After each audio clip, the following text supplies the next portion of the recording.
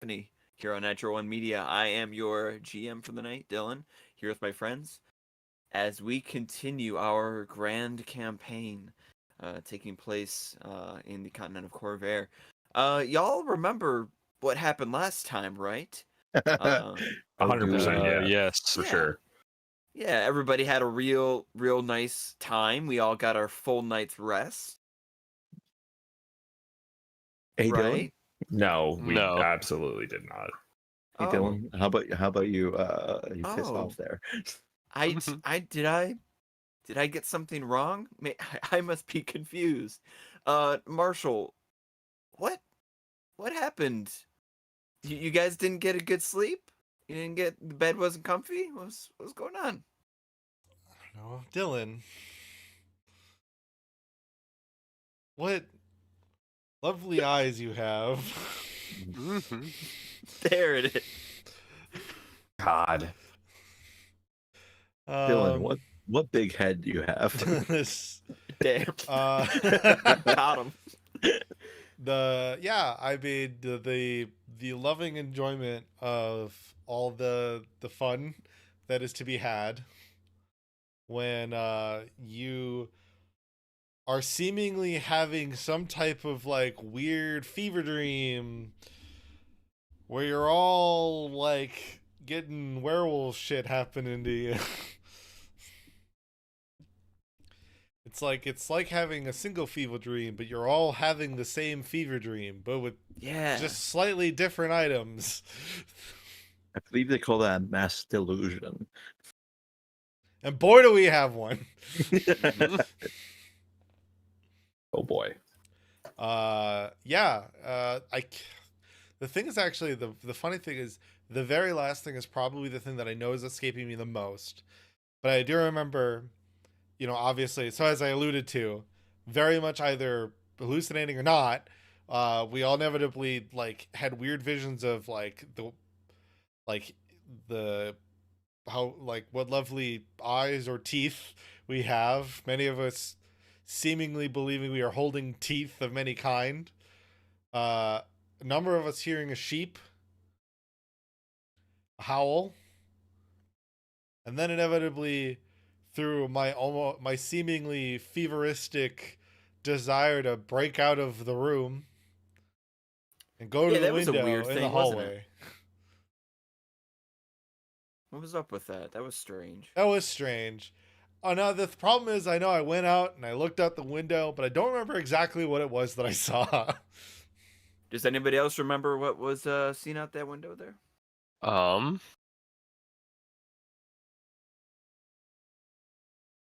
Unfortunately, my notebook received water damage, so I'm not. I actually don't remember. I could say that at least what the current moon phase is. Yeah, didn't we see the wrong moon? Like the moon. See the wrong moon. She was given information that it's the wrong moon. Yes. We saw conflicting information about the moon. Mm-hmm. Yes, because right now the current moon is Ire, the moon of war. Which scared Silva mightily. Yes. Because werewolves are... As I made note of, werewolves, well, the moons themselves are reflections, you see, of the many realms of Eberron. Or planes, as other settings may call them. And werewolves getting power from the moon means they also get the power of that reflection. And so a werewolf jacked up, if it was a full moon, which it's not currently, but a full moon is going to get raged up with the power of war, of an entire existence of war.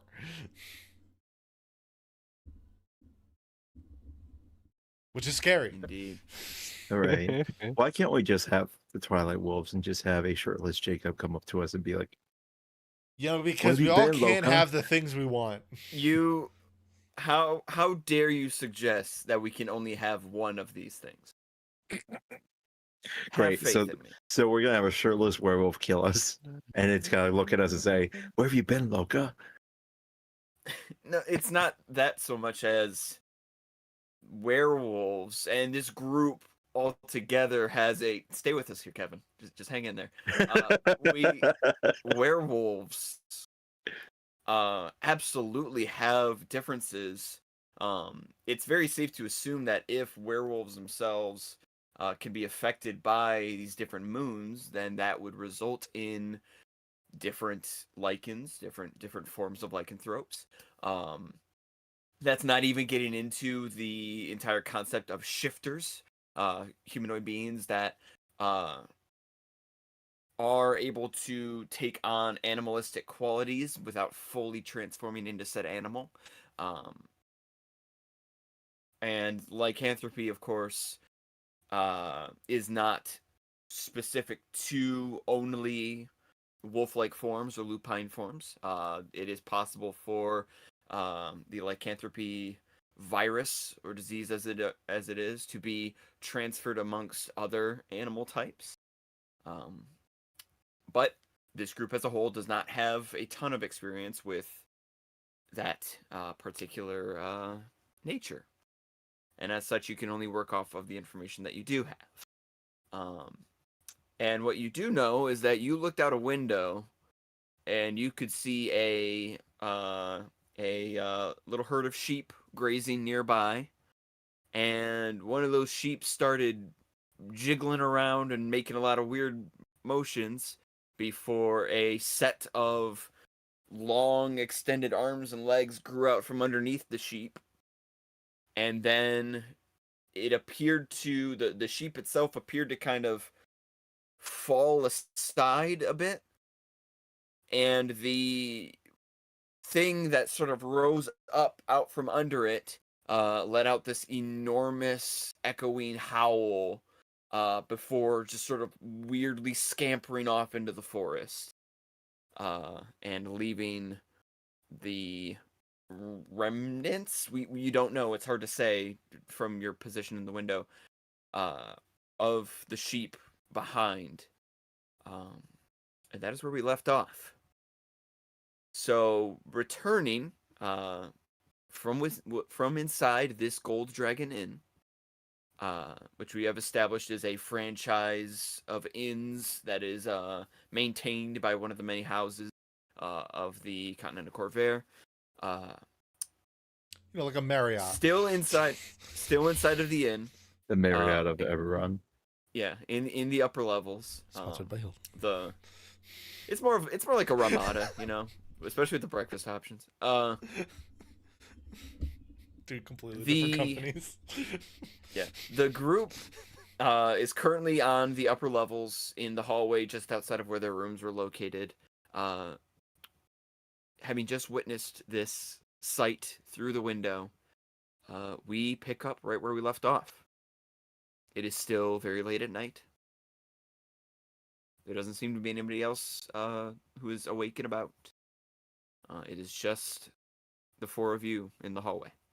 And all four of us just saw that scene out the window. I know for sure Silva saw it, because Silva has there's something with her eyesight and her nature that gave her a little bit of additional clarity in this moment. You could say it's Fae related, but it's hard to say 100% for certain. So she definitely did. If y'all would like to make perception rolls for me, and if you can match a DC, then I think you'd be willing to see perhaps bathed under the moonlight. Perception? I got an 11. Okay. I got a 9. I'm assuming Don't it's worry, not guys, I including think me I in got this this. scenario I got a because I've already 5. seen it. Yeah, so I none of you would really have been able to perceive it quite so well as Silva had. Silva's got them special eyes. Silva has the special eyes. Silva, what do your special eyes see?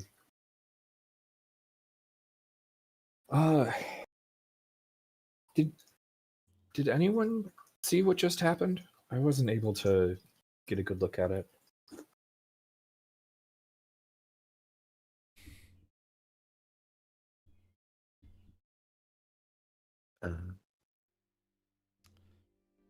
Yeah. It's rather unsettling.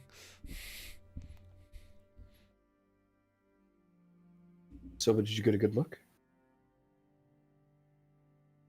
What direction was it again? Like they went?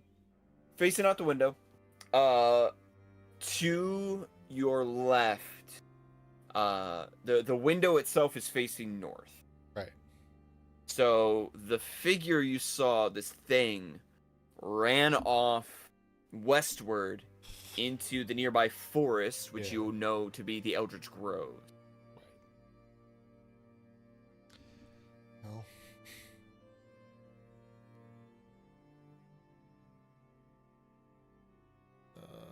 There you are. I'm trying to grab it on the map. Well. I definitely believe I saw our target. But with Saw the werewolf? They're out there? they were, I believe it was them. Definitely looked the part. Where did it go? Off into the Eldritch Groves. Okay, so it's not around here right now. It was. I mean, it's not a full moon, so at least right now, we're not entirely, we're at least not entirely within a grave danger right now. But and it does So what appear you're at saying least is, it's- I can go back to sleep. Got it. yeah, right now. Sat will just walk back to their room. Should we not follow? If I... No. It's late. No, and it's Do also. Do you think this is the best time to do this? Well, and also it is not the. Even if it has a fraction of its power, dealing with it when it can have any of it is inherently dangerous.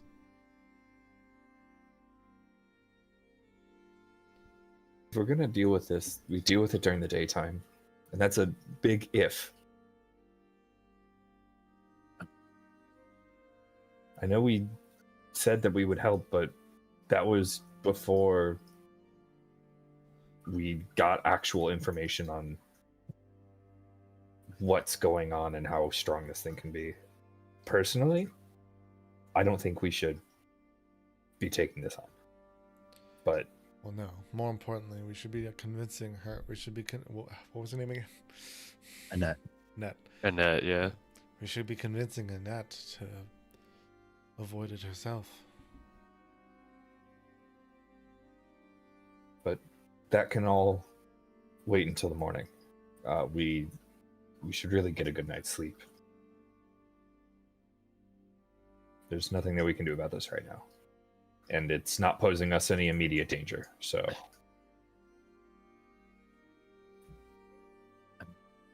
But wouldn't it be causing danger for others?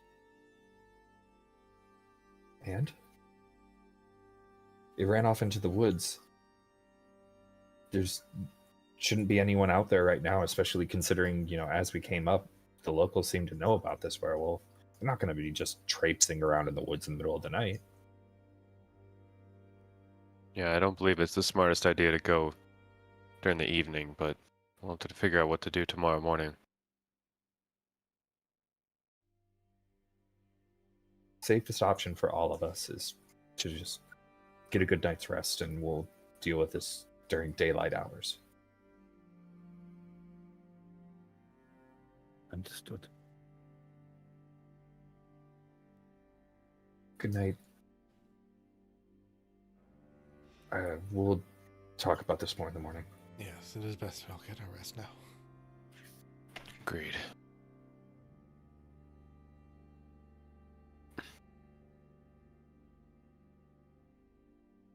All right. All of you return to your respective rooms and prepare yourselves to get a proper night's sleep.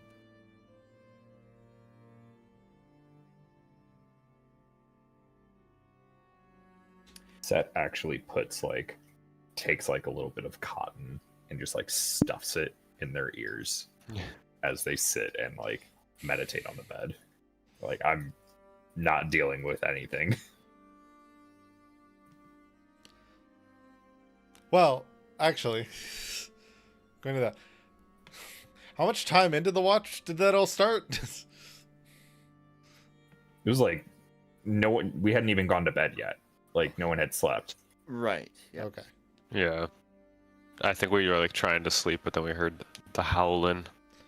Okay. So yeah, at least haven't. So at least inherently still going into the watch. Yeah.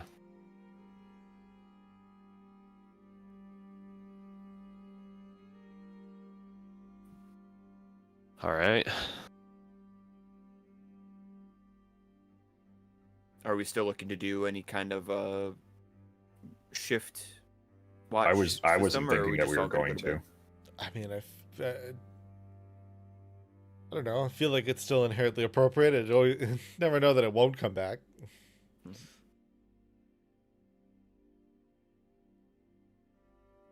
I think Dak would at least stay awake for another hour or so Okay. as he ruminates underneath the bed, Johannes's bed. I will try to wake up before the morning so I can like finish watching, but I want Dak to get his sleep too. We all need the sleep. I mean, inevitably, I know that It's not gonna bust in here. So inevitably, I know that Seth isn't gonna sleep as long anyway. So Yeah, I'll be active in 4 hours. So inevitably, I can essentially do the same watch without needing the note of it.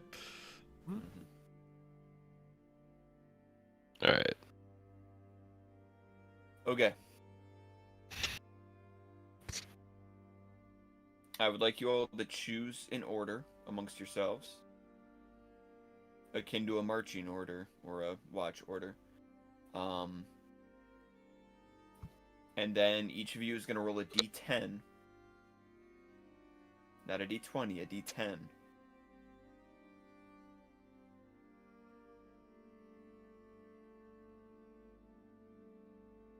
I mean, Set's just gonna start meditating, so they'll be up in 4 hours. I will go after Dak and be up, you know, a normal time, I guess. So a D10. D10. Cool. Because we're still in 2 separate rooms.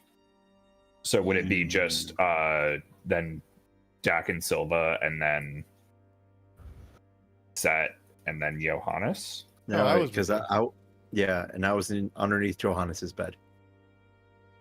Yeah. Correct.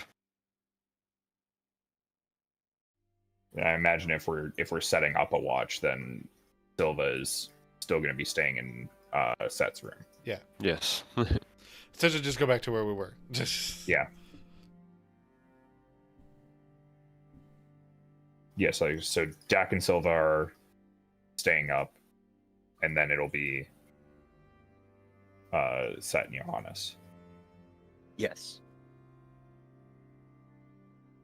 You got it. So D10? D10. Yes. Gotcha. It's a perfect 10. Okay. Silva, go ahead and roll a d10.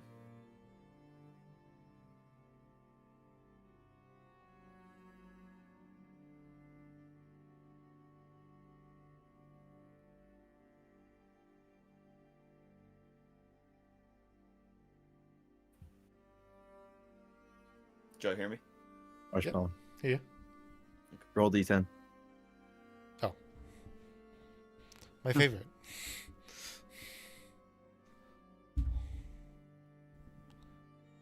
Just adding anything to it, or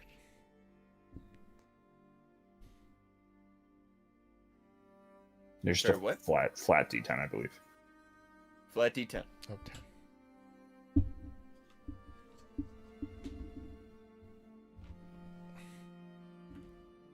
10. 8.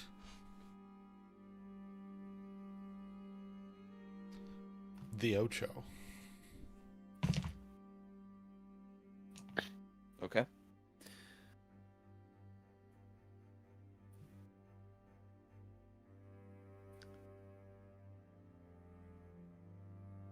Next up. I guess that would be me. Yeah. Roll a D10.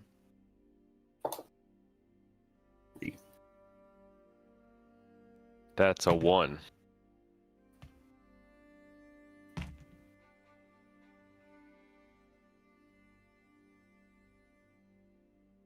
Bennett, you killed us. I'm sorry. Okay. You're right.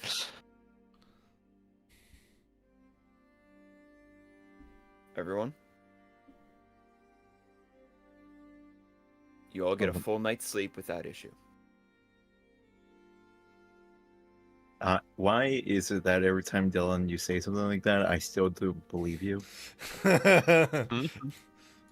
Ellie, like, we're friends, and I trust you implicitly outside of this game. But whenever we sit down, we put on the headphones, and we have the character sheets up, I'm like, I don't trust this man for a second. You shouldn't. That's good instinct.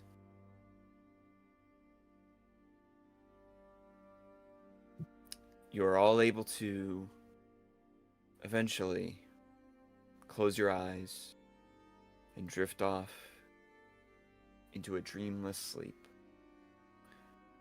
getting yourselves a full night's rest. When morning breaks, it is the sound of a nearby rooster that calls everyone back to consciousness. Not long after, a smell drifts seemingly through the air, reaching each of your rooms one at a time.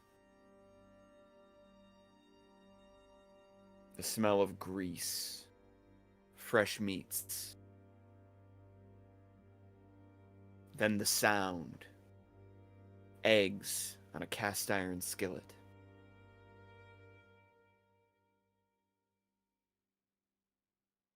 The tempting senses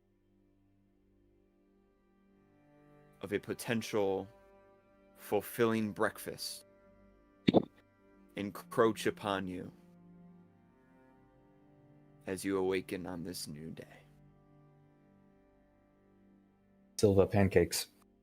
Set immediately opens the door, walks out, raps on Johannes's door and goes, pancakes, and just immediately heads downstairs. Johannes looks at Dak, pancakes, and then walks downstairs. Does Johannes like do the thing where you lean over your bed to look underneath your Yeah, I bed? looked under, it was pancakes, and then I hop out of bed. Dak rolls like- over and looks at it.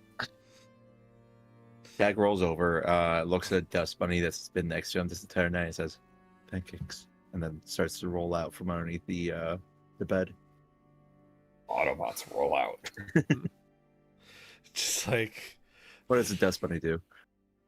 you just just come out. I was just to imagine you just come out for it's like pancakes, and you just come out just like that. Dak is unhinged, but not that style of unhinged. I like it though. All right. So as you all begin to head downstairs, you are greeted to the sort of large common room, the dining hall, as it were, that you were in the night before. Though at this time of the morning, it is far less crowded.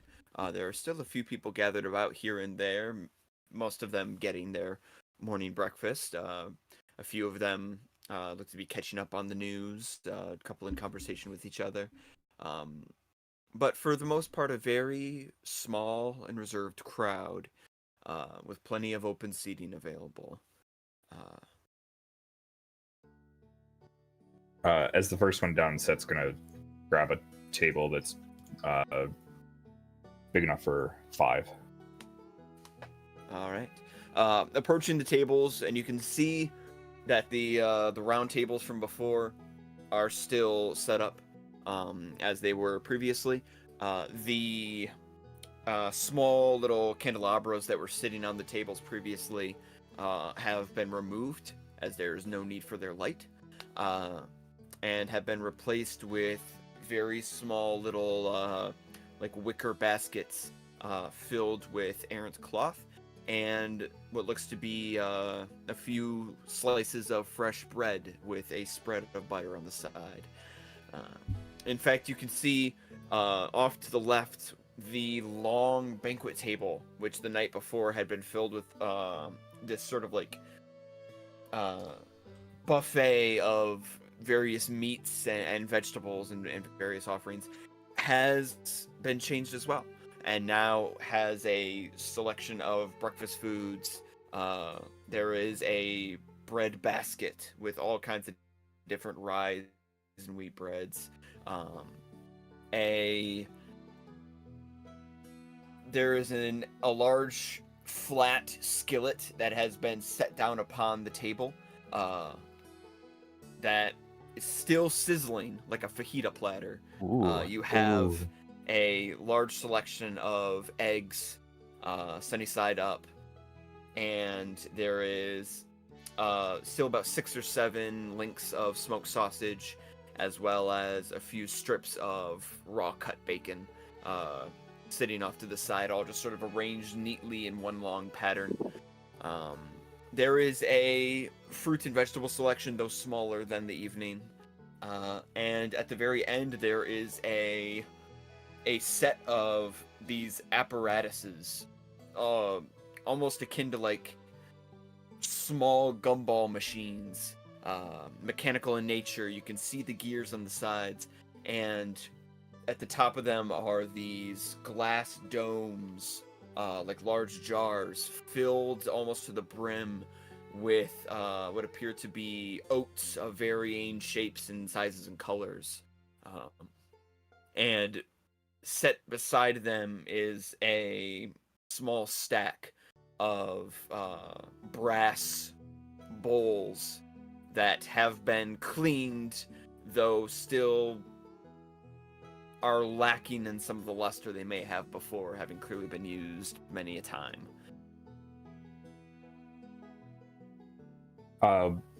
There wait staff going around. There's a couple people walking around, not nearly as many as before, and the same bartender from the evening prior, who had provided you with the keys to your rooms, is awake, and they are behind the bar, moving a few things around, organizing a few things. And as they do so, magically, they have there is a copy of what appears to be possibly the most recent issue of the Corvair Gazette that is floating in the air next to them as they work. And as they are, stacking up plates and moving things around in cabinets, they also occasionally are glancing over to look at the copy of the newspaper they have next to them, reading it absentmindedly. Cool. As soon as Set sits down, they'll gesture to one of the waitstaff to come by. A person comes up to you. Good morning. Anything you need help with today? Yeah. Those blueberry hotcakes, pancakes, however you refer to them.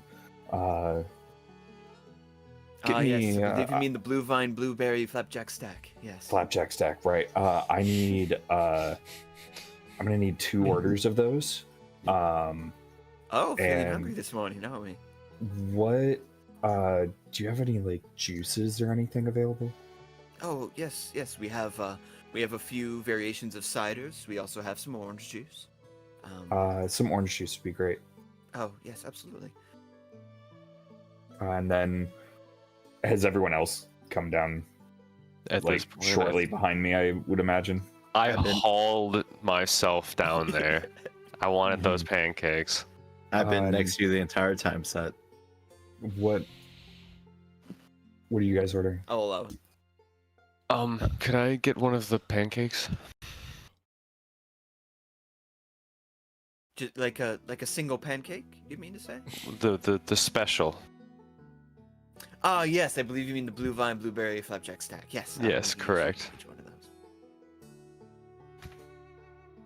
The bovine blueberry flapjack stack. Excuse me. Could I have the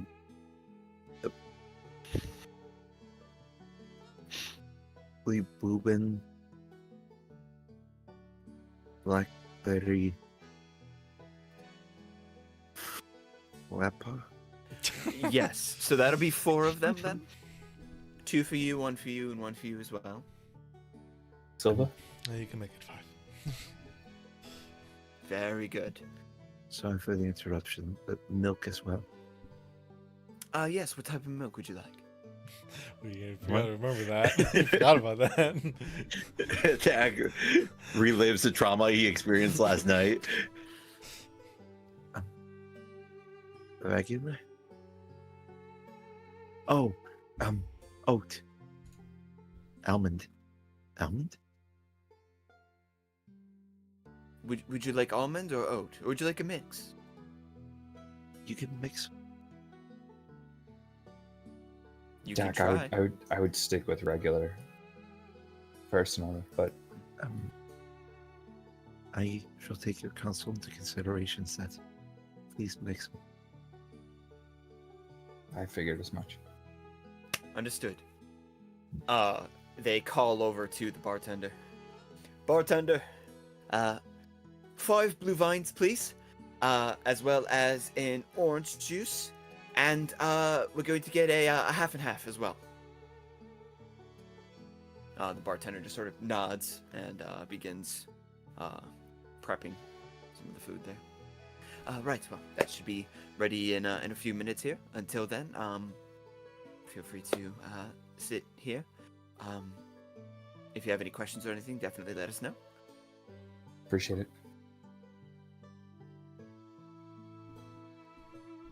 Thank you. Oh man, I cannot wait for these flapjacks. I've been thinking about them since last night. As Seth says that, they are buttering a piece of bread and eating it. It is good. It is like a you have to wonder when they made it because it tastes like it was just made. It's like a really good sourdough, but they've also clearly like the crust. It's like they've done some sort of like a it's like an artisanal thing where it's got cheese melted into the crust as well that you can taste. Some of the local cheeses. It is very good. But also potentially filling, as bread usually is. Yeah. Good to have bread before we're having carbo loading. bread. We're getting our Right. carbs in today, for sure. What was the check we did last time to see how much bread I could sneak into my pockets? Oh, it's a sleight of hand. Gotcha. Sorry, my good sir. That's a 13. The waiter has walked away. Really?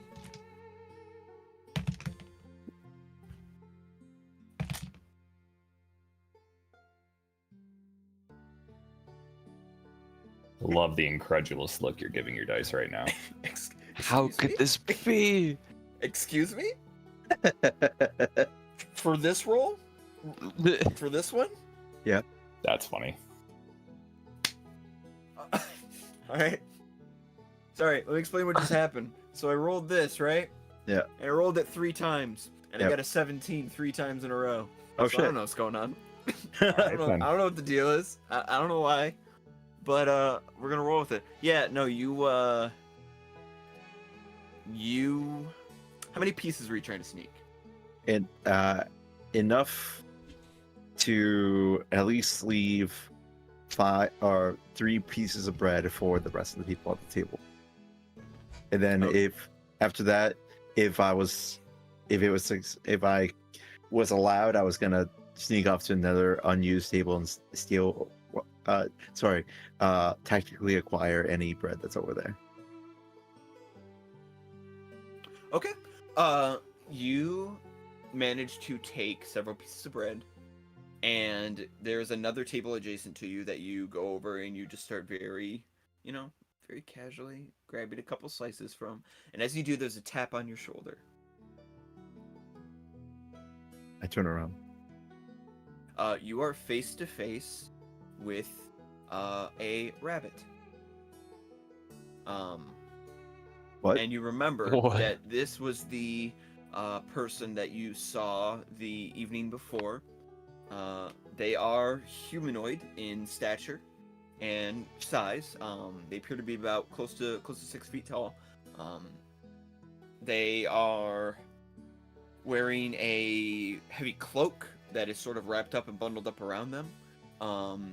But the hood is pulled back fully, and you see before you a rabbit face and large floppy ears that are flopped over. The eyes are sort of this very bright sapphire blue, and they tap on your shoulder with a cute, furry little paw. Gotcha. I think the shock of seeing it briefly distracts Stack from his usual apprehension towards touch, but then he quickly fixes that and kind of flinches away before looking up at the rabbit. Hello? Hi. Are you gonna eat all of that? Potentially at some point, but would you like some? Yeah, that'd be great, actually. I reach in and I pull out a third of the bread I've taken, and I start handing him piece by piece, just taking it out of my pockets into his paw. Oh my gosh, that's very generous of you. Thank you. That's plenty. That's plenty. Thank you. Thank you. I make it half now as he's saying that. That's still, you're continuing to add more, and I don't want to be impose on you. I just want to say I'm okay. That's enough bread. I think I'll be fine with that amount of bread. Oh gosh, this is a lot of bread. I take one back. Okay. Thank you. Oh goodness. Is this happening directly next to our table?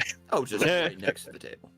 Cool. Upon hearing this, Set will reach up and take half the stack and just set it down in front of him. Thank you, stranger. I apologize for him. Dak, sit. Okay. It's like talking to a dog. Dak does look back up at the rabbit person. It has been a pleasure speaking with you, and may the bread serve you in your many battles. I don't know if it will, because I'm gonna eat it pretty quickly, but thank you. Thanks. Dak bows slightly while maintaining eye contact and then sits down. Did he just scratch his ear? Did you just act out him scratching his ear? Maybe.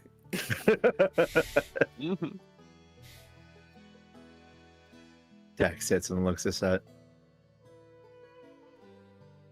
And he's maintaining eye contact with Set. Is Set looking at Dak right now? Yes. Gotcha. Maintaining eye contact with Set, Dak just does start reaching over to the pile of bread that you took from the half pile that you took from the rabbit and starts Slides it further away from Dak. I think you have enough, Dak. This is really good bread. Y'all, It I is got the going werewolf. to go to waste in your pocket. Y'all, I got the werewolf. See, Secretly, Dak is using a spell or a sorcery point to cast Subtle Spell into Subtle Spell Inspired Reach, which is Mage Hand, to reach on the other side and start grabbing bread from Oh my god! the other side. What do I have to roll to notice that? You gotta. Let's Well, take question. a look. Do you have reason? Because Yeah, I mean, I'm actively keeping the we're bread. doing subtle spell is the thing, so we gotta. It's the same, because are you Honor looking at subtle set, spell. or are you and the bunny thing, or are you keeping tabs on that bread? The bunny dude is gone. I'm keeping tabs on the bread. Buddy, dude's not gone. Is bunny dude is still standing right next to our table? This is literally seconds have passed. He hasn't had the chance to just like walk away yet. He's still kind of just looking at the pile of bread that's left in his hands. A substantially cover- smaller pile of bread, but yes. Yes, but still, you know, he's just kind of awkwardly recovering himself before he steps away. I think as soon as Dak sat down, Set immediately stopped paying attention to the rabbit. Okay, so here's the deal. Subtle spell, which Yep. means you didn't use any somatic or verbal component. Yes. So I'm gonna say, Set, you gotta make a perception check on this. Okay. You're gonna make it with disadvantage, though. Disadvantage. Okay. Because isn't Mage Hand still like a visible spell? But if they're casting it under the table, it's Yeah. a matter of you noticing it grab the pieces of bread. Yes, it is. It is as if it's a similar thing right now. Is if somebody Right. were to sneak up behind you and try to do this. Like, yes, you could see it, but it's you again. It's that same level of like he could conceivably sneak it like someone else would do their hand. But yes, because like if it was like the arcane trickster one where it is just straight up invisible, but yeah. Yeah. But No, this- so that is a 16.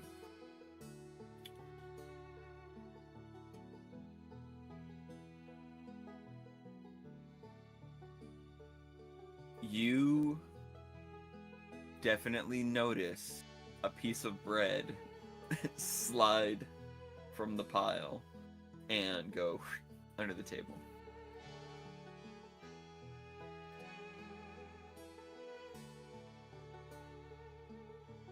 I'll kind of look at the pile of bread and just place my hand on it and then look over at Dak. At this point, Dak is eating that bread that he just took from the pile.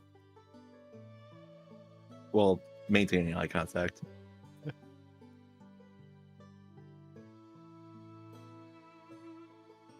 If you're going to eat them right now, you can have them. But if you're just going to stuff them in your pocket, like, do you still have that donut in your pocket? Yes. You're not allowed to put this bread in your pocket, Dak. Unless you get rid of that donut.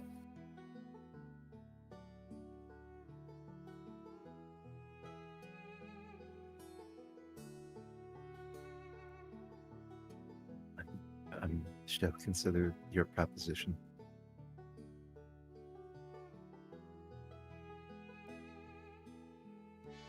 I need Seth the is going waitress to to come literally over. place this pile of bread Please. right in front of them and just sit there and be like, I don't. Why? Can the waitress come back and save us? After the night- over the course of like 5 seconds. So. Yeah. after the night that Silva has had, she's just kind of taken, just kind of letting these things kind of just go. Yeah. I'm just kind of like looking at the stairs, trying to see if I can spot Annette showing up. Yeah, you look to the stairs. Every minute or so, a new person will walk down from upstairs, from the sleeping quarters, and will make their way down. Some of them will spark conversation with the bartender. Others will just sort of move off to a table without saying anything to anybody. You recognize a couple people from the night before, but you don't see any sign of Annette. Okay. I knew it. She was the werewolf. We don't know that yet.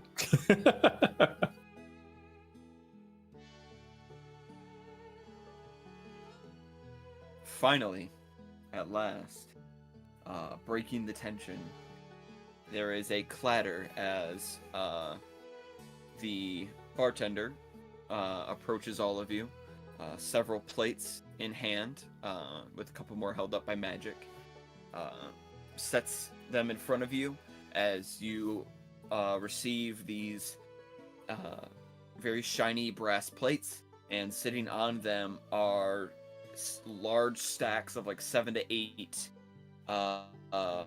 blueberry filled pancakes. They are coated with this beautiful golden layer of fresh syrup, cascading over them and slowly dripping down to the plate, forming a small pool around it. There is a garnish of strawberries and blueberries to the side of them, and a small little cup of sticks of cinnamon are placed down, along with a small little tankard of what appears to be both a maple syrup and a slightly darker pecan syrup are set next to your plates, as well as your requested drinks, your orange juice. Dak, you receive a small cup with a curly straw sticking out of it, and a semi-porous grayish-white liquid sitting inside. The bartender just gives a curt little nod. Morning, everyone. Morning. Thank you very much. See I've been ya. looking forward to this. I bet you have. People come from all over just to try out these flapjacks. Yes. The one with the name I don't know. What is this? And I point at the straw. You requested a mix. So what we did was we took the, you got whole milk, and you got the oat milk, and you got the almond milk, and you got the, we got the 2%, and we got the premium, and we got the macchiato, and the dragon's milk, and the sour egg, and little sprinkle of what did I throw into that? These things for a minute. What did I end up putting in that? Oh, ginger. A little bit of ginger on top. It's basically just about all the milks that we have mixed together into one. Call it the half and half. Oh. Wow. Person. That was a lot of stuff. That's too much, even. But what is Well, this? let's- I'm still pointing at the straw. Oh, that's a little invention of the house. They've been providing us with these straws. Apparently, it makes it easier to drink any kind of beverage or refreshment that's a little on the thicker side. And you look and you see before you, I mean, it is a brightly colored straw that kind of swirls in the spiral before coming up to a point at the end.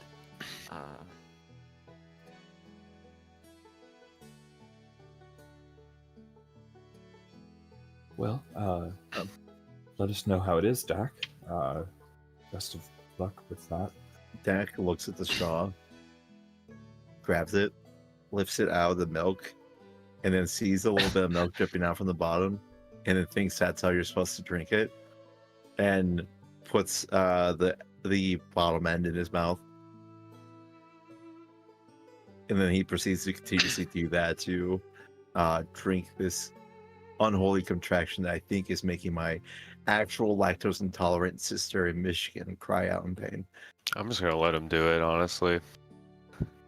Also, you brought it up as it being like thick drinks, and like this drink has got to be a very thick drink with all those different types of lactose in there. It's halfway between an almond milk and a smoothie in its consistency. So it's actually not as thick as you would expect it to be, but there's definitely a little That bit almost of, makes little it bit of worse. thickness to it. I'm in agreement with Kevin. But Oh, I'm here for it. Dak does that for a few more seconds. It says, I don't believe that this makes it easier. the straw deck. You drink from the top. Dak flips You- over and dips the top part into the... No, Dak. Have you never used a straw before? I would be hesitant to admit this, but no. How do you teach someone how to use a straw? You tell me, you're playing the game. And Set literally says that out loud. Like, Okay. how do you? Is it difficult? I believe that he's... No, it's just- make it easier. Like, it's just such a like an inherent like, you just kind of know how to do it. That I don't know how to describe it without it also sounding awful. The suck. bartender reaches into a pocket, a front pocket in their apron, and pulls out a few more straws that are of a similar shape, though these ones are different colors, and hands them out to each of you and says, well, you know, sometimes people learn by watching other people do the same thing. That is actually probably the best way you could go about this. Set will take the straw, put it in their orange juice, and start drinking out of the straw to demonstrate to Dak how this is done. You realize as you drink from it, to your surprise and maybe delight, that as you drink, as the orange juice goes through the straw, you taste it, and it tastes like orange juice, like freshly squeezed orange juice, and it's delicious. But there's a hint of... There's almost like something else citrusy that's being added to it. Almost a little bit of like a limeade flavoring. And you come to the conclusion as you're drinking it that the inside of the straw must be lined with some sort of like a flavoring agent to add an additional kick to whatever it is you're drinking.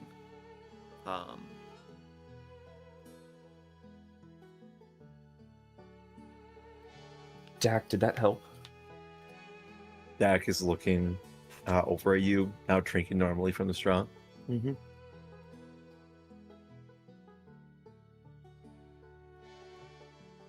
Flapjack stack.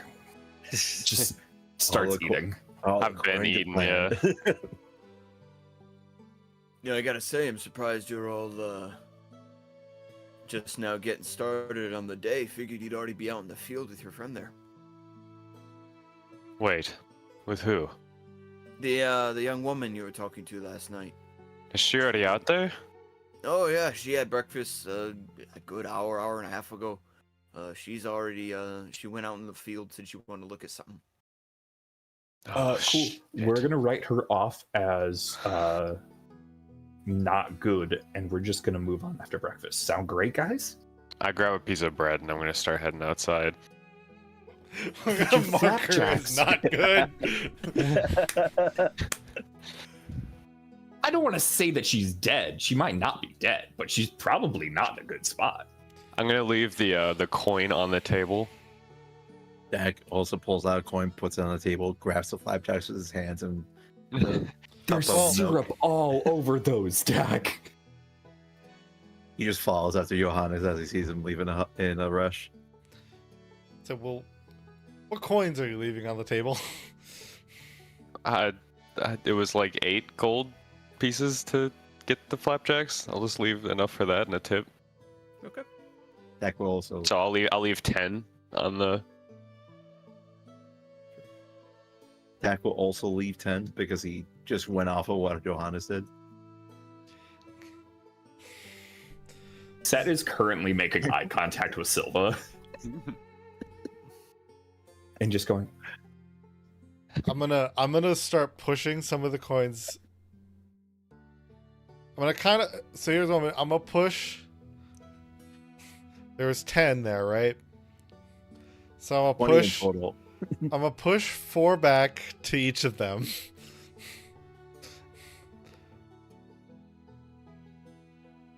Hold on, I gotta do my math. Okay, wait. So Wait, they to each each laid who? 10. Yes.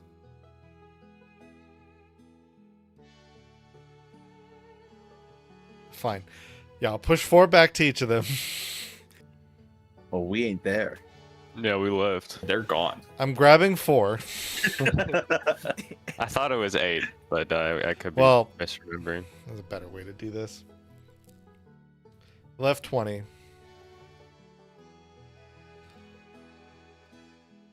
I'm gonna No, you're grab. correct. Just take 4 from each. Well, it's just I was trying to figure out. So inevitably, I'm just gonna grab 8, leave everything else. I'm gonna put it in just like essentially my little one of my small little pouches. So it's probably gonna be covered in fucking sand dust and shit.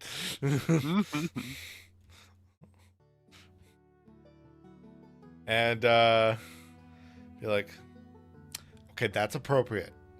Let's go find them. Oh, no.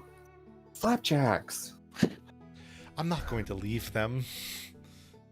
They left us. We're not leaving them. Okay, well, they're gonna.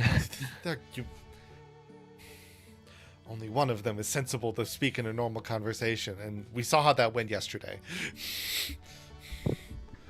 Owned.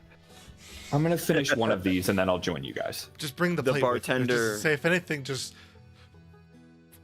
find if you have, do you have a napkin, a handkerchief, or something? Just Do you see these? The bartender reappears at the table, carrying a couple very small, wicker, little baskets with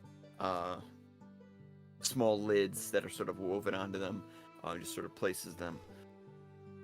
Sounds like you're in need of a good to-go box. Here you go. You can have a couple of these. Because there's just syrup all over these, right? Yeah, an excessive amount of syrup has been poured on the top of them that is dripping down to the sides.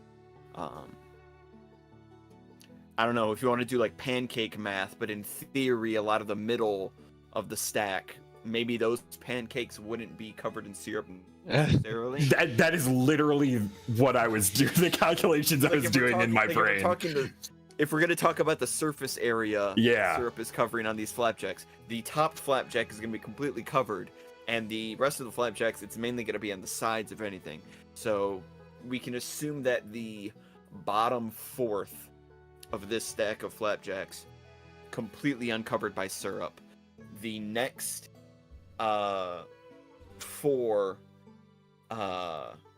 is mainly only has syrup on the sides, and then maybe the top 2 will say, because the syrup would likely have soaked through, the top 2 will actually be completely soaked in syrup. Got it. Everybody at home get that? Everybody And got be it? like, I will join you in 5 minutes. Just slow them down enough that I get 5 minutes. And Set is literally going to eat the top 2 of both of his plates and then put the rest into the basket and then join Gotcha. them. Also, barkeep, how much for everything? Oh, it's continental breakfast. This would be part of your. Oh, It's part of your tab you paid for last night. Even the flapjacks? Sorry, I may not have made that clear. The flapjacks, if you are ordering the flapjacks anytime outside of normal breakfast hours, then you oh have to pay no. the extra amount for them. Oh. But if you get them Where? as part of your continental breakfast in the morning, they're included with that. Oh, perfect then. Then Yeah. great. Then we're good to go. We should be back with the entire party at some point. Thank you very much. Just from what I had, absolutely phenomenal. I look forward to having the rest of them. And we'll head out. All right. Outside of the Gold Dragon Just to Inn, quickly note, as we're inevitably like scuttling up, I'm gonna leave. I'm gonna grab the rest and then leave too, which is still inherently a significant tip for most people. Galifars or pancakes? What are we leaving? The Califars. Okay.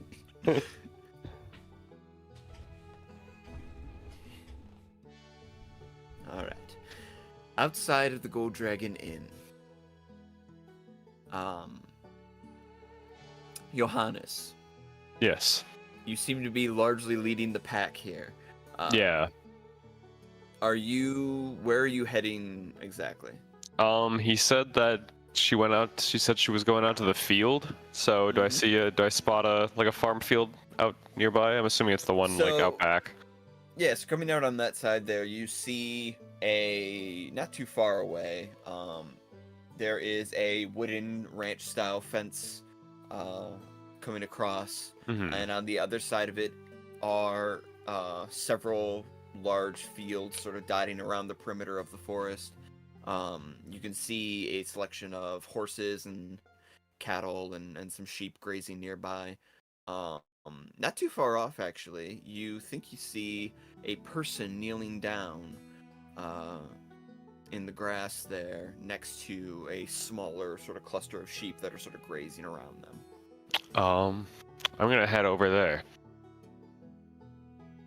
All right, That's as my you best do, lead. you come upon a young woman that you recognize. She is kneeled down in the grass. Like I said, there's a couple sheep around here that are grazing, but for the most part, they're kind of keeping their distance from her. As you walk up, you notice that there is streaks of red on the grass, sort of at haphazard positions. And walking up, you find yourself just a few feet from Annette, who is examining what appears to be like a mangled sheep's skin laying on the ground that is covered in dirt and filth and blood. It is largely the skin, but it appears that at the end the head is still attached, with the neck having been roughly severed and portions of the vertebrae still visible poking out from underneath. Johannes trots up and says, "So I guess those sounds we heard last night weren't our imagination." You heard that too? I don't know how you couldn't. Yeah, no kidding, but everyone else I talked to about it said they didn't know what I was referring to. Oh, I hear Weirdest plenty. thing.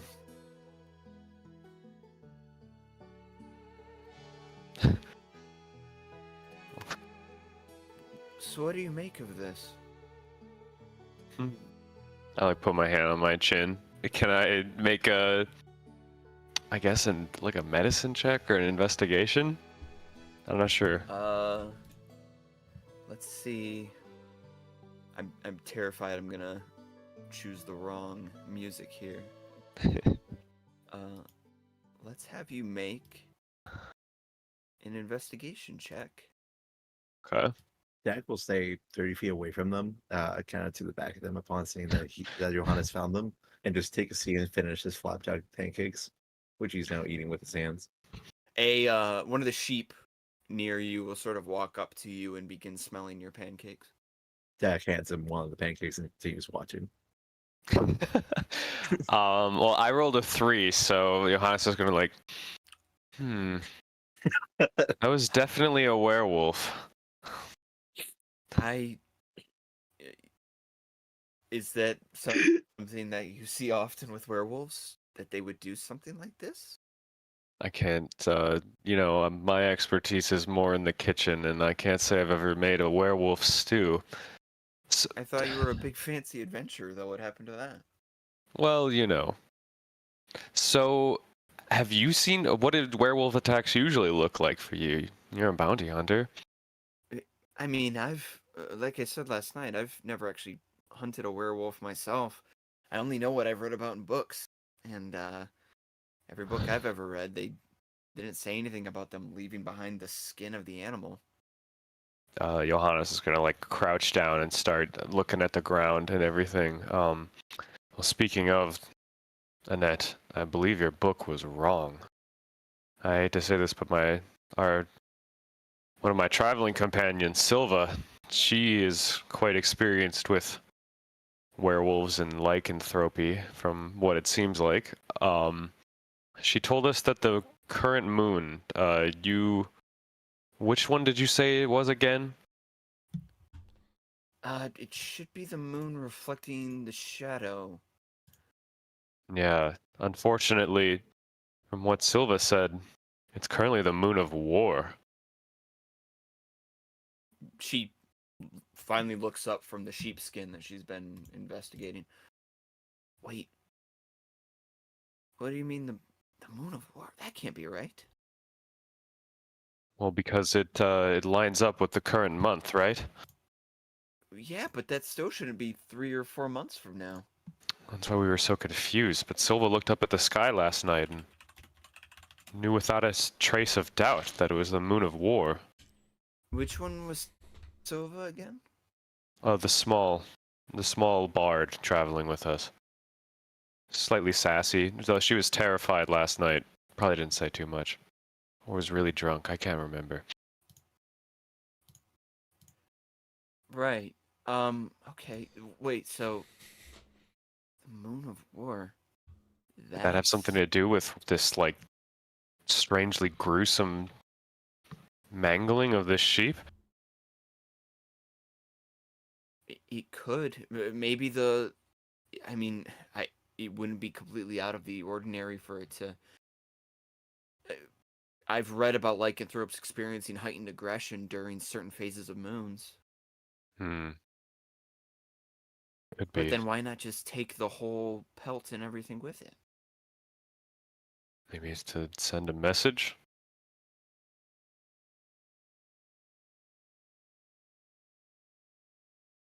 By the way, where did you first hear the werewolf? Because last night I heard it in the room next to mine. Where were you what room were you again?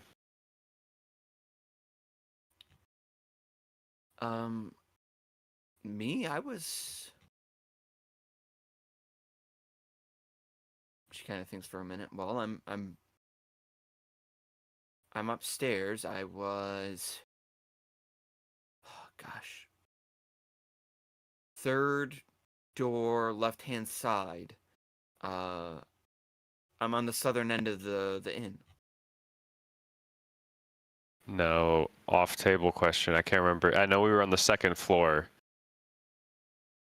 On the northern end. On the northern end. Okay, just making sure.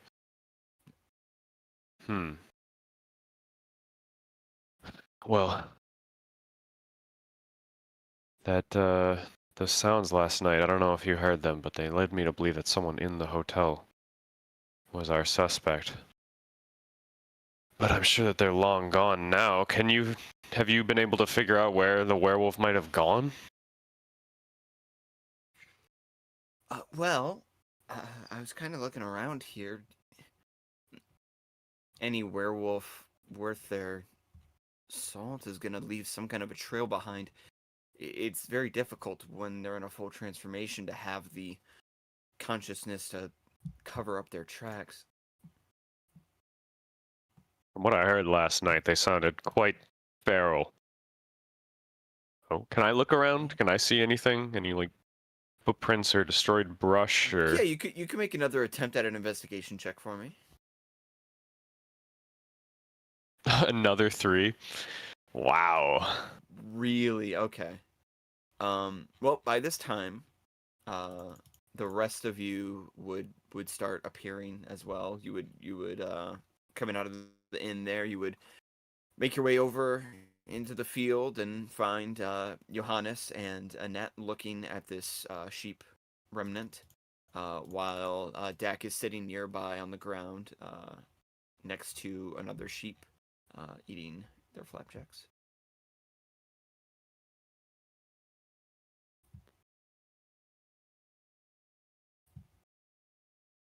Kevin, you're muted. Okay, I thought it was me.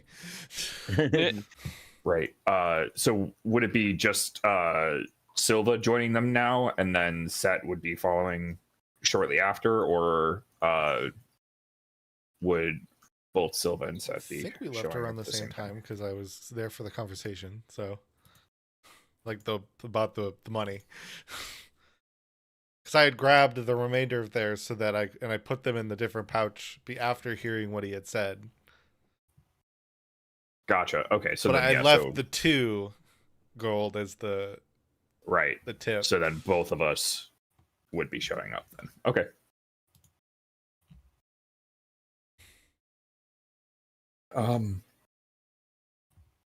What have you guys seen anything upon arriving? This was where we saw it last night, right? Or well, look Silva at saw it. this. Look at the skin.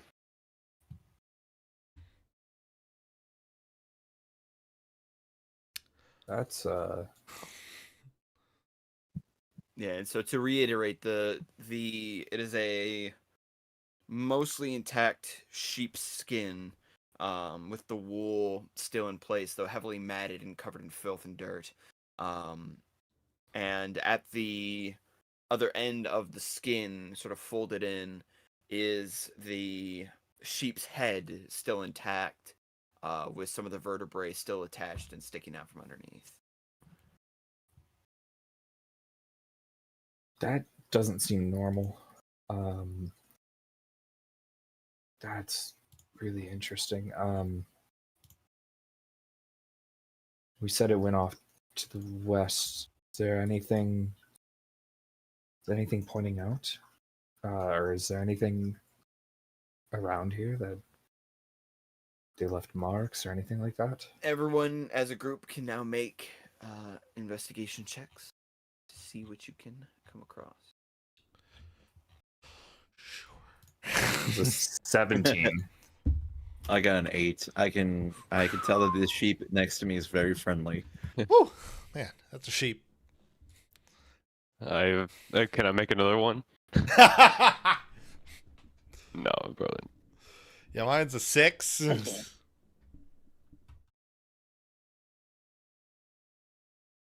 Okay. Most of you see the blood streaks across the grass. The grass itself is patted down.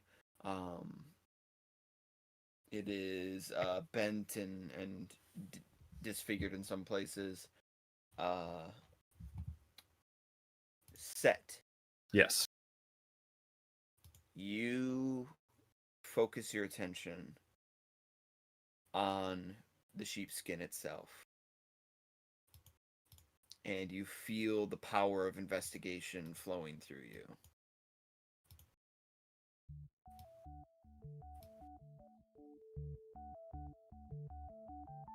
I got the wrong track. I knew I was gonna do it. I knew I was gonna do it. Oh man. I was really curious as to why that specific sound was the choice there. I just figured it was the Fae.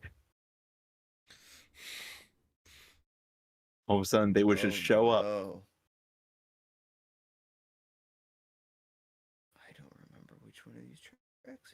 if not that.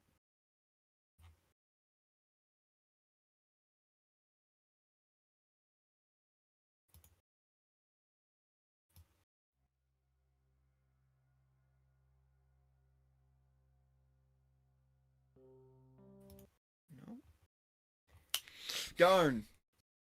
I'm an idiot and I didn't label which one of these tracks it was. Ah, yes. That's annoying. That's annoying. The rite of passage. Can't not remember. One of us. One of us. It has to be. Because I remember putting it into the chapter 2 file. You would think so. And then you would be wrong.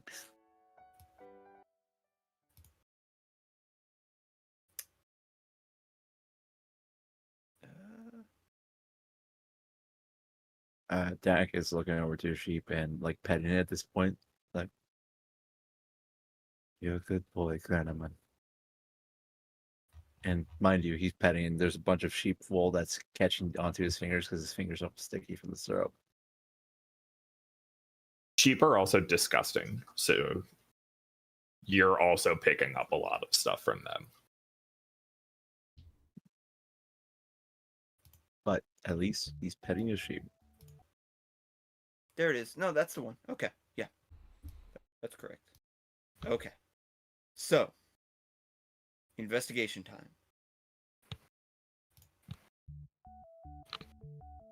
You focus. The sheepskin in question, dirty, has been dragged through the grass and the dirt and the mud.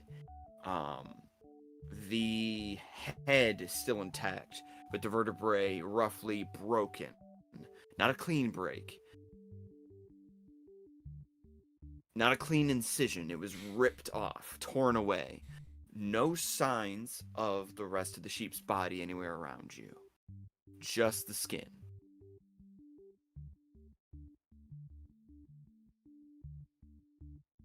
Looking around, you try to see if you can locate any indentations in the ground or imprints in the grass that are small enough to match that of the sheep's hooves. And you don't see any. Furthermore, the blood on the sheepskin is dry and cracked and very old, while the blood streaks on the grass are new and fresh.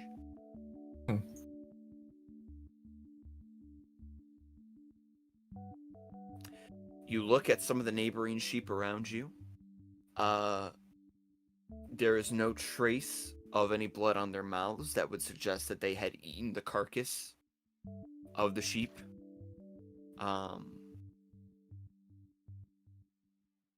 And indeed, there is no visible sign of the actual body of the sheep anywhere to be found. Interesting. No sign of any injuries on any of the other sheep that would lead to that incongruity with the fresh blood on the ground, but dried old blood on the sheepskin. You can look through, some of the sheep that are gathered nearby, and you're not seeing anything.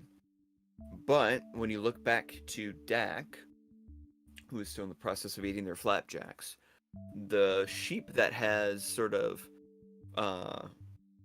laid itself down next to them, you're able to see the front hooves come out. And one of the hooves has a big bleeding gash in the side of it. Like something's ripped a chunk out of the leg. Interesting. Okay. Does it look like a new wound? Like if I come up and I start looking at Yes. The one on the one that is on this sheep rather is it appears to be fresh. Okay. Here you say. Freudian slip. Yeah, you'll like to believe that, wouldn't you? Everyone, I'm not exactly sure what conclusions this could lead us to, but they're not great. The sheepskin over there, the blood on it is old. It couldn't have come from a sheep that was taken last night. Not compared to what's on the ground nearby, which would actually match closer to this one by Dak, which has a wound, like very fresh wound. What's terrifying about that is that could mean that this skin was being intentionally used as a disguise or in some other like cunning way. And that's really not good for us. If Like we're they were going. pretending to be one of the sheep? A Yeah. wolf in sheep's clothing? That's quite literally what it seems like. Because if you look here, and I'll lift it up and I'll point out how dried the blood is. Like, this could not have been from last night. This is older. Like, there's no way that this could have happened last night. But if it was here, and if what Silva saw was correct, then this means that it was actively using this as a disguise of sorts. Wait, did I hear that right? Did one of you actually see something? Yeah. No, it's effectively that. I mean, after seemingly a number of us had some bizarre phenomena last night. I was kind of drawn to the window, and from that I had seen inevitably what looked like a man come from this, or at least a man-like creature coming from the sheep.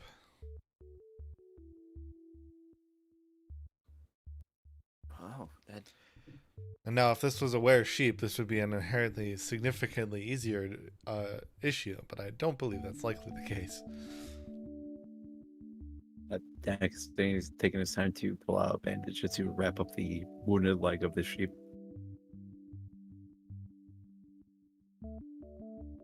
As everybody's talking. The sheep just kind of looks at you and goes, "Meh." Like that?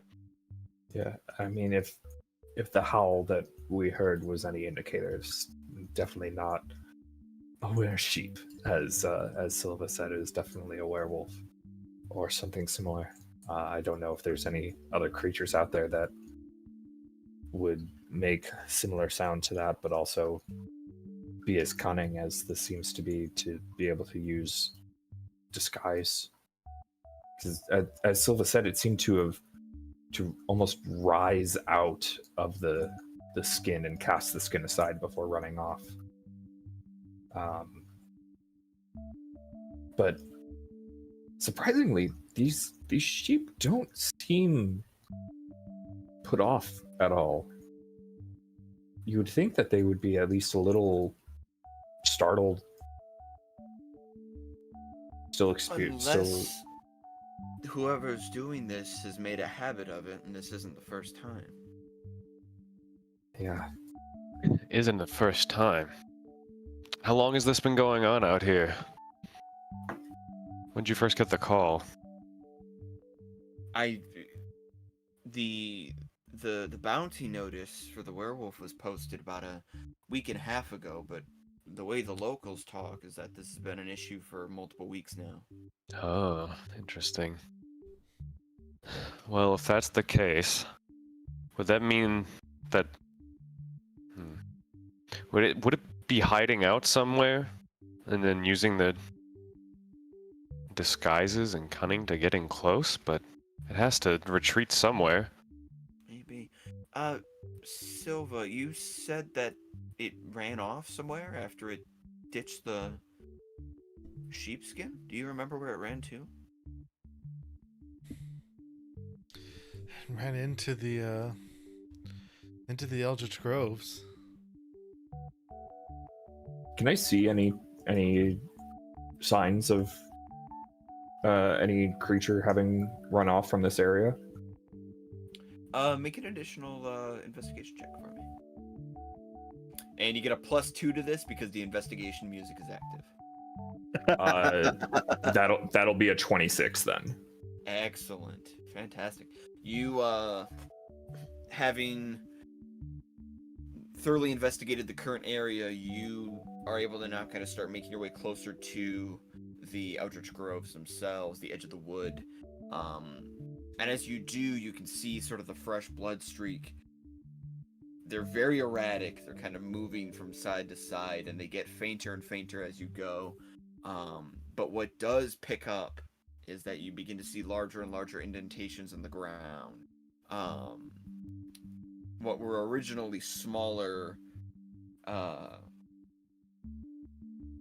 sort of prints, if you will, these indents in the grass, grow larger and larger until they are now these enormous prints,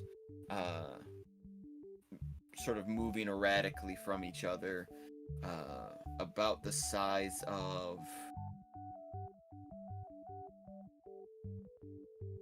I'd say almost like a plank of wood.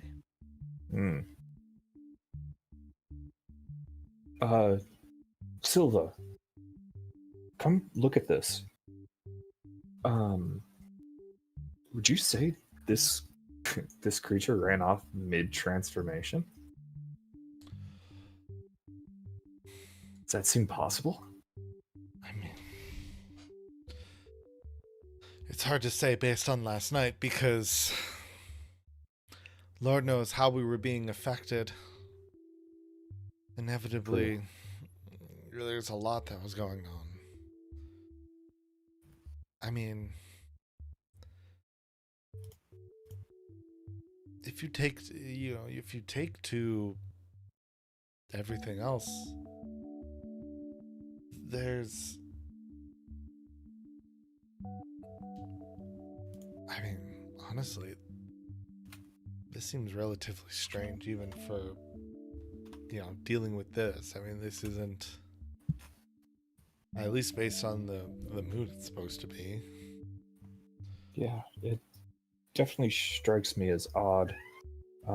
This thing looks like it ended up getting very big.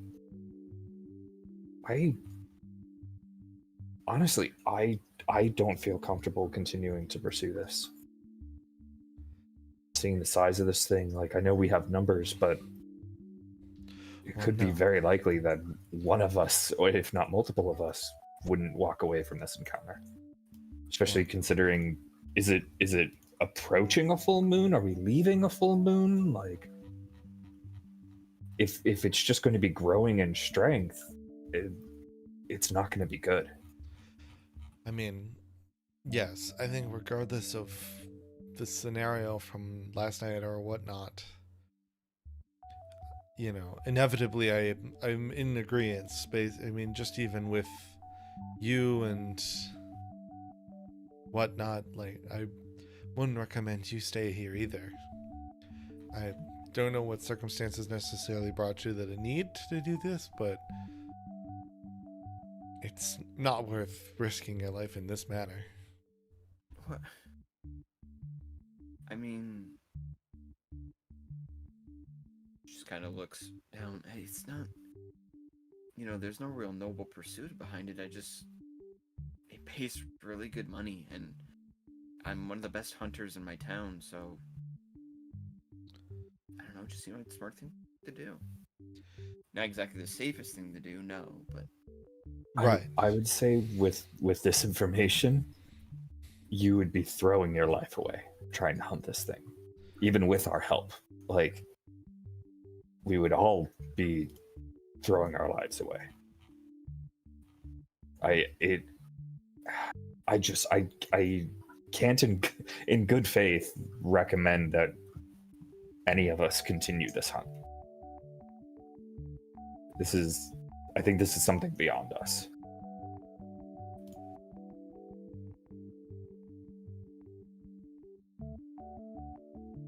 Won't more innocent people just continue to get hurt if no one handles this? Who could even come to fix this? I mean, you need an army of almost, especially in a month like this. I mean, this has to be told to proper authorities, not random small group of people. It's just Sorry, can we go back to that? The month. Johannes said something about the current moon isn't reflecting it's not the moon of shadow. Johannes said that you were saying that it's actually the moon of war. What's that about? Yeah, it's the time of month it is. It would have to be the moon of ire. Well, yeah, the moon of ire, absolutely. But and ire would be it's associated with shadow. That's the Majorites from Arcanix. That's how it's written in their scriptures.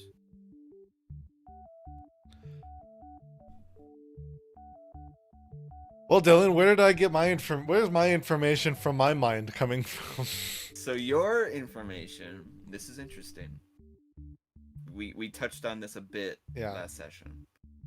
Because your information comes from your association with the Fae. And what you know of and are aware of, what we had established was that ire, otherwise referred to as the Anvil, your information tells you that ire is associated with not the shadow, but specifically with the Anvil, and the plane that it reflects is the plane of Shavareth.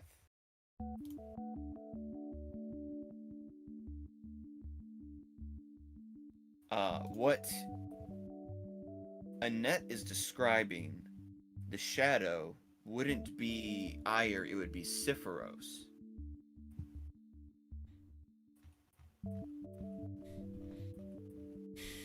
Which is a completely different moon that's supposed to take place multiple months from now.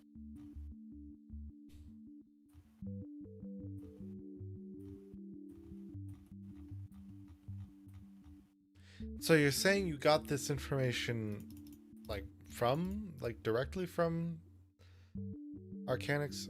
I'm sorry, I did forget. Where did you say you were from again?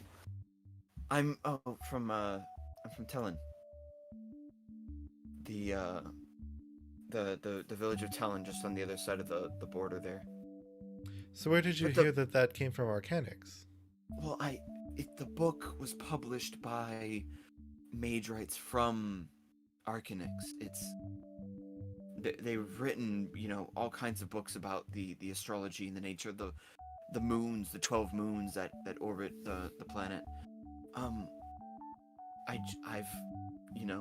have one of the many books that have been written in my possession, and I've read it front to back, cover to cover. I've studied it many times, and that's what it said. You said you have it on you. Can I take a look?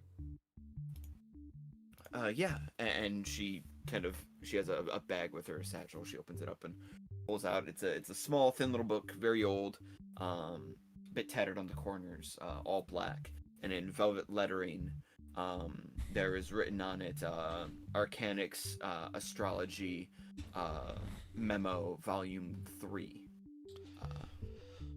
And she hands it over to you. All right, we're gonna investigate the book.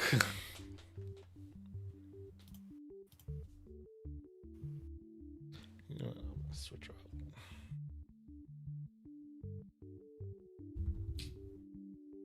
Hell yeah.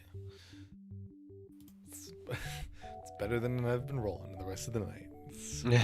That's what matters to me. It's a 15. 15. Okay.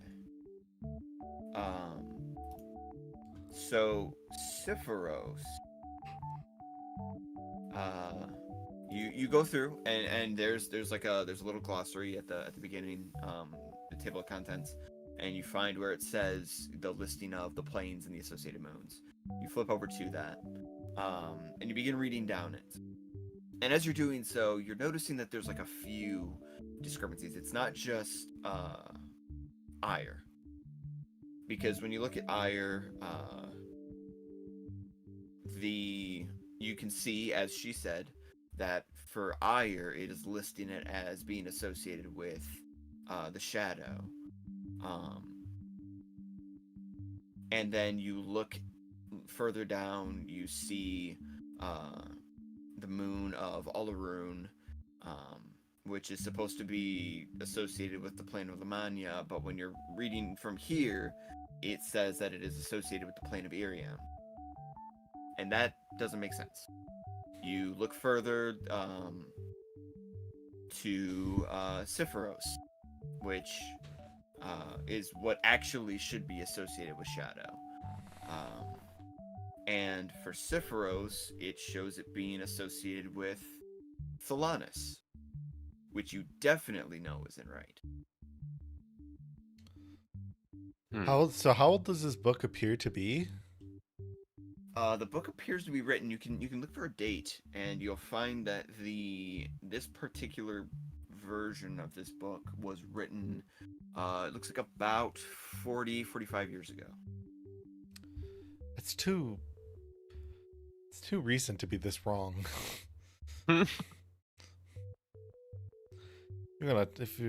I was gonna be told this was 450 years ago, maybe.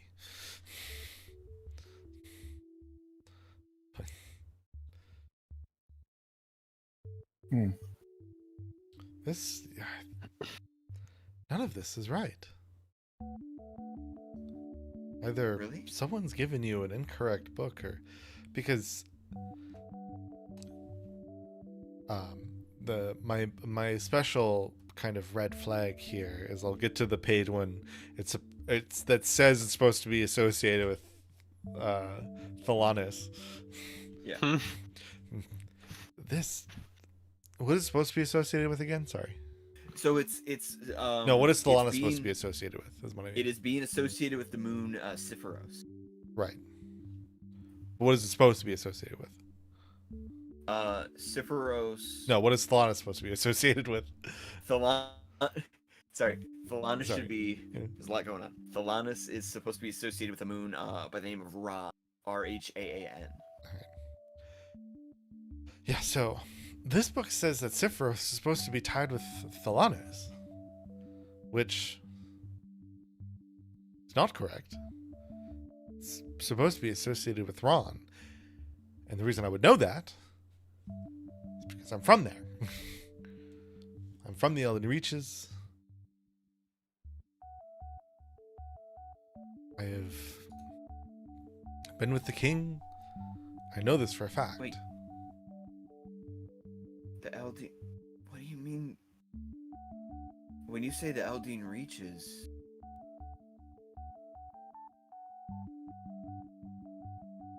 What, are you Fae then? Like truly Fae? I kind of look at her. I kind of give like the I kind of do like the do that little bit of like kind of, because like I was like kind of looking at the book, kind of do like the over the glasses look. Strong. Sat standing next to her just kind of gestures at like the entirety of Silva. I'm not going to judge just based on appearances, thank you. No, but generally fairies aren't native to this plane of existence. I don't know. I haven't been to a lot of places outside of my village. I'm not going to pretend that I know exactly how these things work. And, you know, kudos to you for not I almost quoted The Office, and I was like, kudos to you for not seeing color.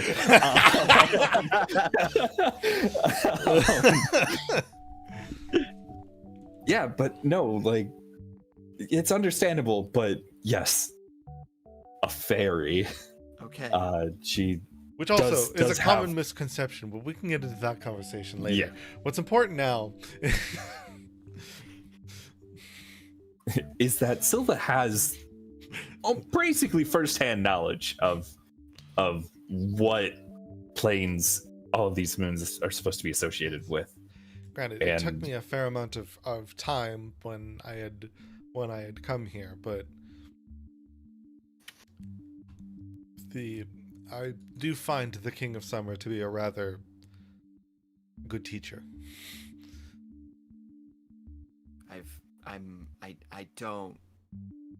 I don't know who that is. I'm sorry. The King of Summer? What kingdom do they rule over? Not one that most people of this realm would recognize. Do the rest of you, are you all tracking this? Is this... This is far beyond my pay grade. No, we haven't. I mean, inevitably, this hasn't come up very much, or at all. Inevitably, the King of Summer is essentially. It's not technically correct, but you could kind of think of him like kind of like what many of the people in this realm would call a Fey Lord. But different. But he essentially is a protector of the forest lands that are within the Elden Reaches. Yeah, I gotta say, I would, maybe a little biased as I'm in a party with Silva, but I would tend to trust her knowledge on this stuff.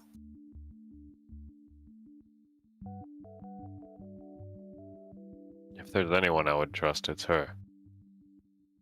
Back from a distance, just nods. Still munching on pancakes. Mm-hmm. And now petting just the goat or sheep. Sorry. I mean, if anything, if this is true, and the current moon actually reflects the plane of war, I mean, if anything, that just makes this all the more urgent of an issue, because we're talking about a werewolf that could potentially be heightened to levels of aggression that are almost inconceivable in our own plane of existence. All It's the not more that I don't reason. agree with you, but the issue is it's not ours to fix. It's not, we're going to die if we do it. You need That's- a force, a large force, to deal even with werewolves that aren't. Many scenarios, there are werewolves in portions of, it was Breland, right? Oh yeah, Braylon is where you were. Yeah. Well, like, were those edicts and stuff that we were talking about the last time? Yes, there's a few nations that have these like particular edicts in regards to lycanthropes, and werewolves. And Braylon is one of them. Yeah. There's a couple other northern nations that share similar edicts as well. Yeah. So, I mean, nevertheless, yeah, lands have edicts that inevitably look at non warfaring lycanthropes to be inevitably dealt with a small squadron of trained soldiers, let alone 5 relatively random people who met by circumstance. We are all, the 4 of us are rather close at this point, but inevitably it wasn't that long ago that we weren't, And that we had met. And personally, I have had enough close brushes with death that I would rather not put myself actively in the way of it to this degree. It just does not seem smart. What's responsible for us to do now is to go to the closest larger city, which I believe would be Passage, and alert anybody of official there. Yeah, especially since Passage also borders the groves. I mean, so does inherently Arcanix is nearby it as well. Arcanix, But yeah. we are close. We are probably, with the path we are currently on, closer to Passage at this point, based on the map when we looked at it.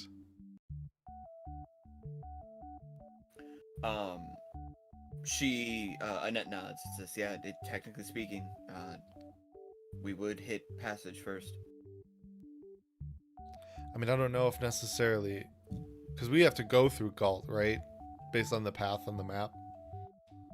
Yes. And I'm You unsure would if, need like, to, because you're not able to take the path of the lightning rail.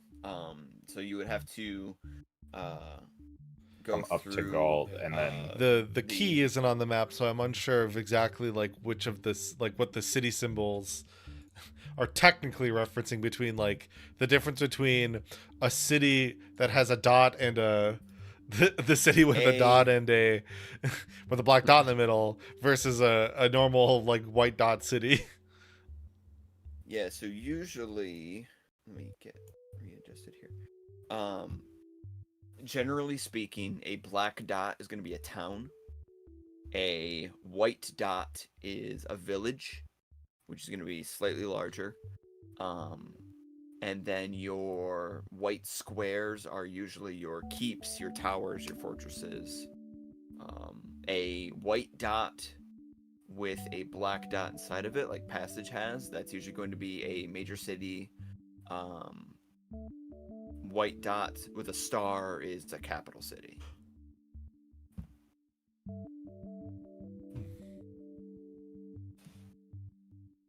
yeah, so Passage would be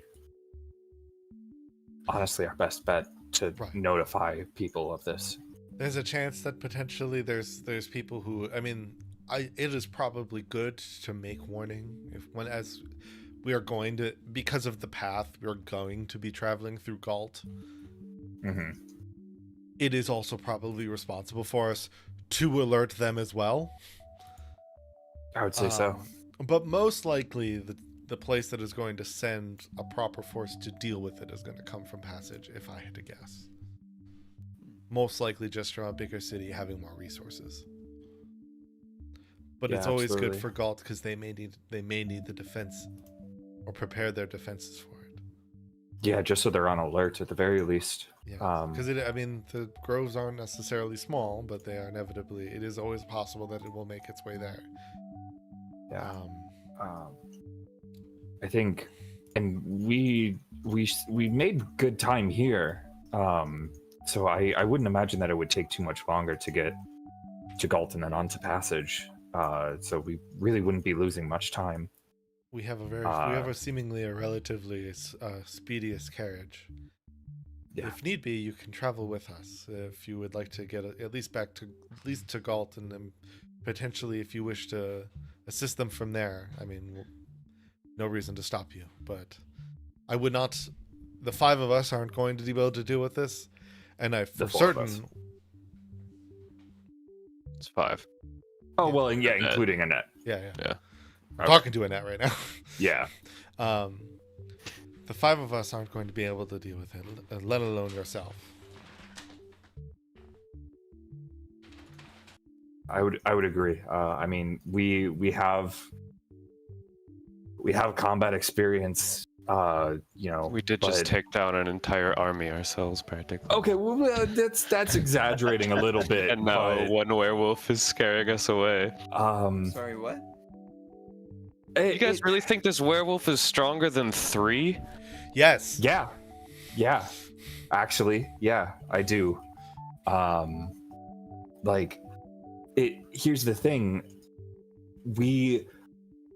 I feel like we had an understanding of what 3 could do. We had an understanding of what we were going into, and we had the backup of an army. Yes, inevitably. We don't have that here. That's what we need to get in order to take this on. Look, and that's the thing, is that the reality of our fight with 3, in many regards, Long stretch. that one, we were very lucky. Inevitably, yes, we had gone through a lot to get to 3 when we had dealt with that. But when I talk about the fact that full squadrons of trained military people have been taken out by a werewolf that isn't affected by the moon the moon of war, I don't expect us to necessarily fare that much better. Yeah, and I mean, Johannes, you gotta keep in mind, remember what we went through leading up to that fight with 3? Dak died. Fair point. I nearly got blown off the top of the tower. The only reason I ended up being able to really get anything with 3 was from that experience I told you about. We were incredibly lucky in that fight, honestly. You came close to death multiple times yourself, didn't you? Yes, of course. I was there. I was there with you all. And this would likely be about, you could probably think about this thing and likely being about 4 times stronger than 3. That seems unbelievable, but I will trust you. Lycanthropes are no joke. It's and A werewolf honestly, didn't take over a city, though.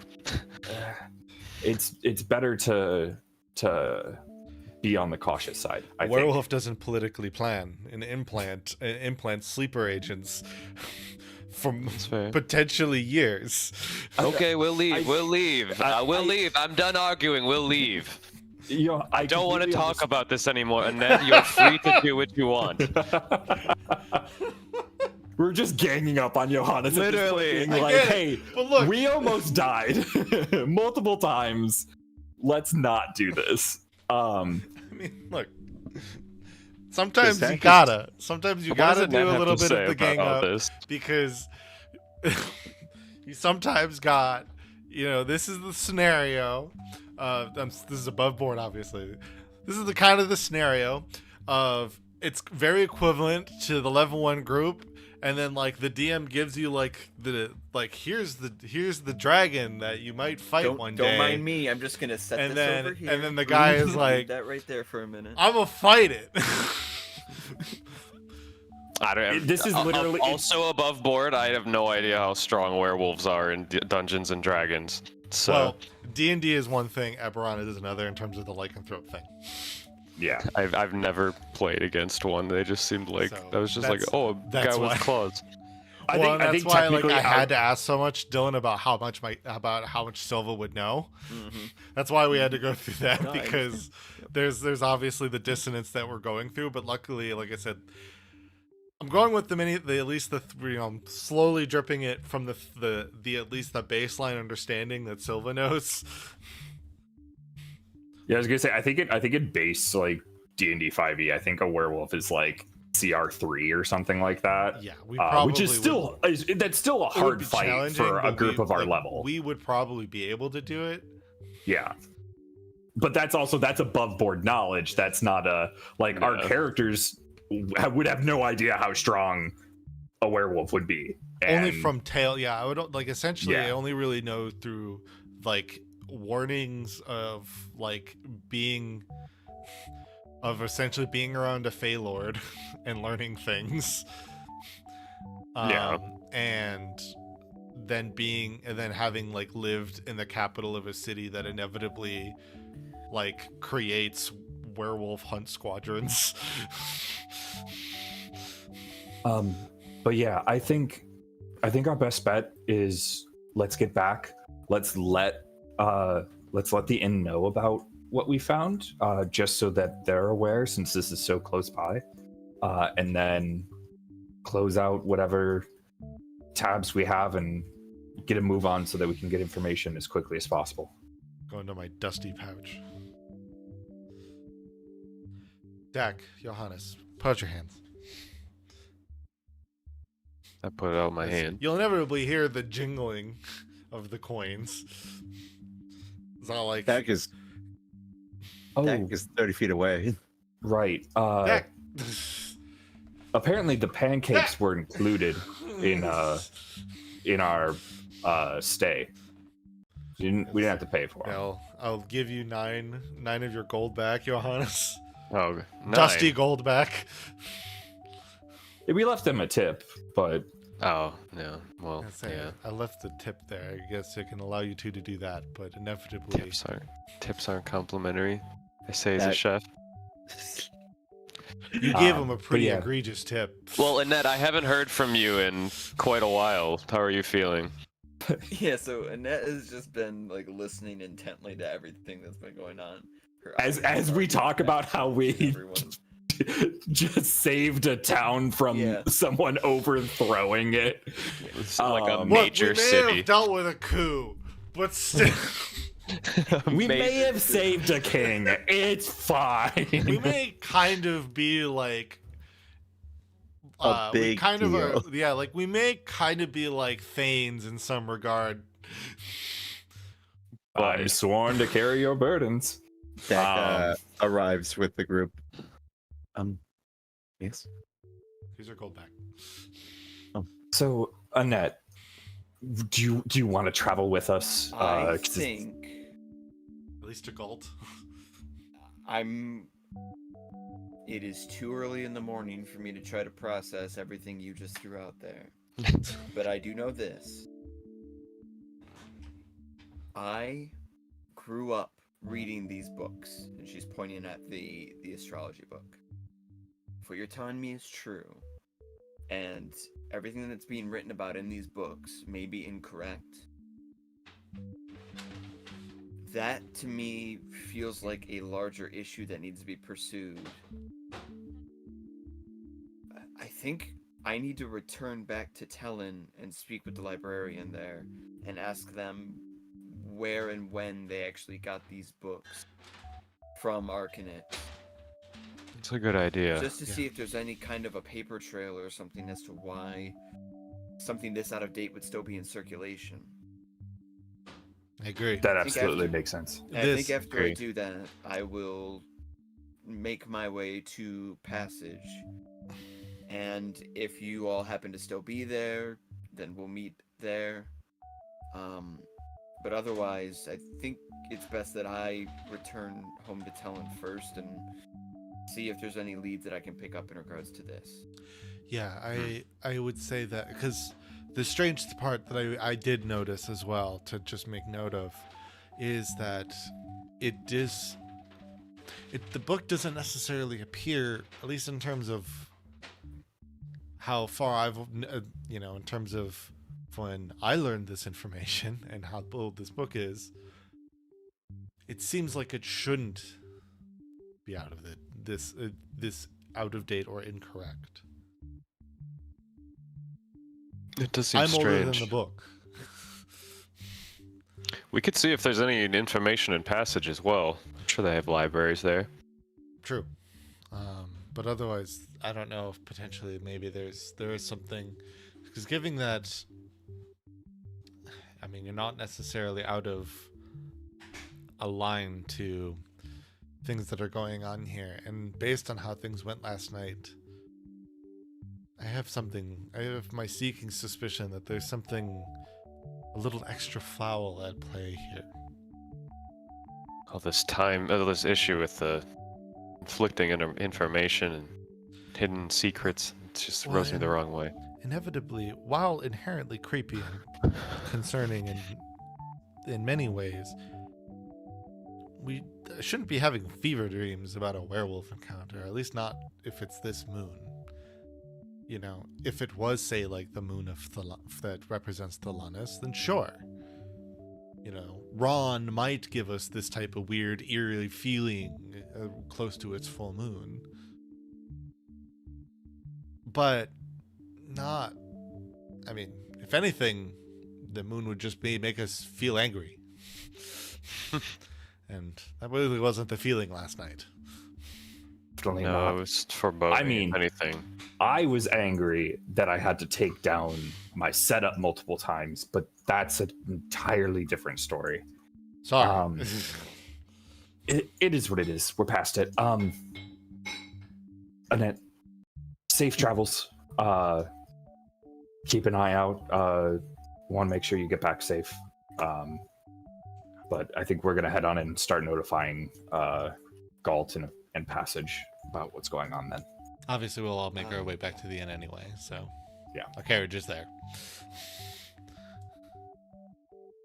Yeah, and if you do stay around in Passage, I guess, when I return there, there's an inn that exists in Passage. It actually started out as a Gold Dragon Inn that was abandoned, and then somebody else took over, a new proprietor, and they've kind of made it into their own sort of tavern place. I'll be probably taking up lodgings there when I do visit. If you, Where's the inn located? it's at the very north of the city there, almost heading back out on the path to Lathlier, but it's still in the city itself. It's just on the northern side. You said it's a golden dragon? Used to yes, be. it used to be. What is It's it got now? this- I honestly don't know the name. Huh. A friend of mine works there, and she's offered for me to, maybe join her for a summer job a few times, but she said her uncle keeps changing the name. He can't decide on what he wants it to be called. Seems I like we're all imagine trying that- to get summer jobs in Passage. I imagine Mine's a that little we'll different at the all moment. be able to. I imagine if we mention to one of the guardsmen or something, ask about where the old Gold Dragon Inn is, we'll be able to find it. That's it's my new emo album, by the way. Summer Jobs in Passage. Summer jobs in Passage. All right, yeah, let's head back to the inn then. Okay. And so you all sort of step away from the fields as the sheep continue to graze in the grass. And we will end our session for tonight there, and we'll pick up next time as we sort of Werewolves. close things out with this current Gold Dragon Inn and continue on our journeys, heading further north towards the nearby town of Galt, and past that you'll be passing through on your way to Passage, go through the crying fields, just a few nice things like that, and we will resolve that next time we meet. So until then, thank you all for watching, thank you all for playing, and remember, don't mix up a bunch of different types of milk. Don't do it. Sounds really This is gross. a pretend game. We're not actually encouraging you to take a bunch of different types of milk and mix them together. It doesn't work well. Only professionals can do it, and Dak has eaten a lot of worse shit in his life in order to be able to drink that concoction. Yes. And is also a fictional character. And his emphasis on the fact fictional character. And also, whole milk isn't real. It is also fictional. So that helps too. So true. Right. It's so true, bestie.